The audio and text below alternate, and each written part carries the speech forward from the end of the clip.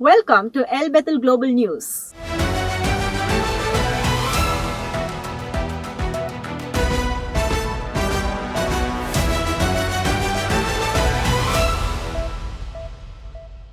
US President Donald Trump took the world by surprise when he announced on Monday that his administration had begun very good talks with Iran on ending the US-Israeli war, thereby delaying strikes on Iran's power plants by 10 days. Trump backed down from his threat to attack Iran's power plants if the Strait of Hormuz was not reopened within 48 hours. Tehran firmly rejected his plan to end the war and denied his claims that they were engaging in negotiations. Iran, on the other hand, may be far more prepared for a ground invasion with China and Russia's help. The Iranians may have reserved some of their best military equipment and missiles for the stage of the conflict. But any ground operation carries a greater chance of US casualties, an idea that is very unpopular in the US. Iran believes it has both time and geography on its side.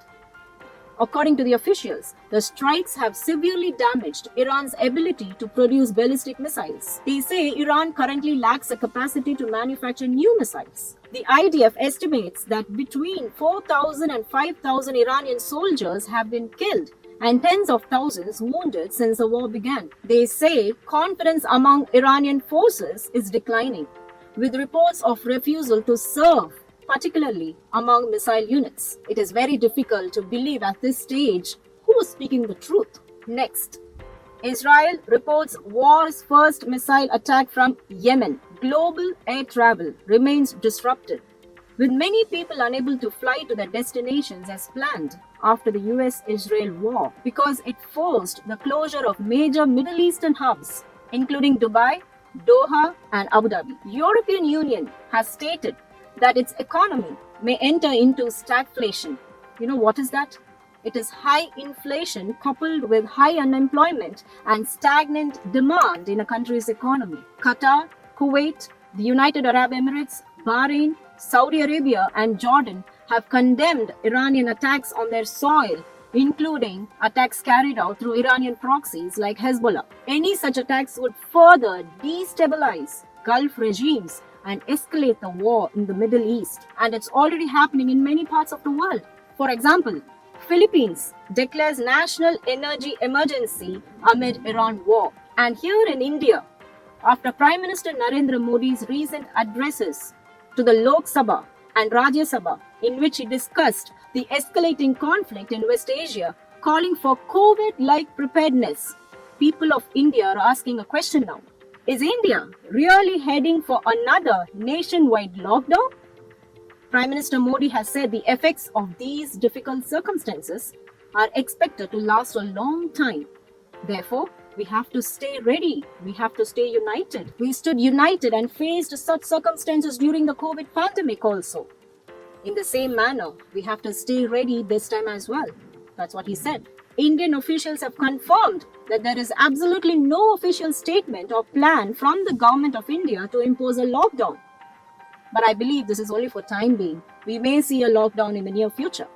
Coming now to the biblical background to all of these chaos. Do you know that the war began on a Jewish holiday celebrating the completion of the annual Bible reading cycle?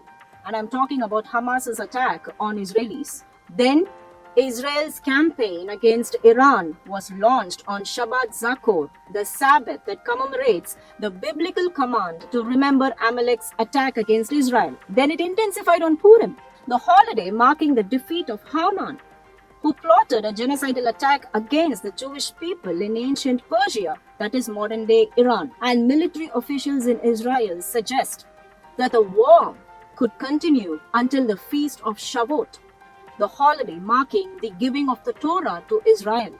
They say if the war indeed concludes on Shavuot, it will bring the conflict full circle from the celebration of the Torah to the anniversary of its revelation at Mount Sinai. We don't know, we have to wait and see. On the other hand, many of you would have read a recent report that despite missiles falling and people running to the bomb shelters, Israel just ranked 8th in the world on the 2026 World Happiness Report for the second consecutive year, placing it ahead of the US, the UK, and France. Can you believe that?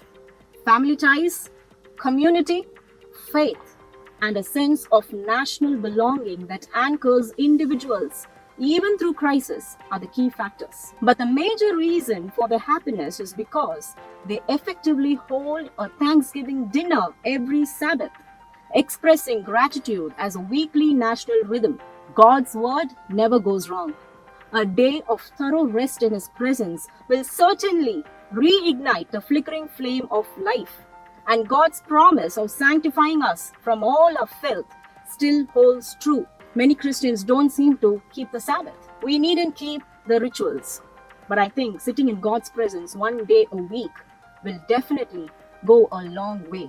Next, there was an open letter from an Israeli named Yosef Eitan, addressed to the Sanhedrin, an assembly of judges in Jerusalem, and also to the secular leaders of Israel, saying that Israeli authorities should not block the attempt to bring the Passover offering on the Temple Mount.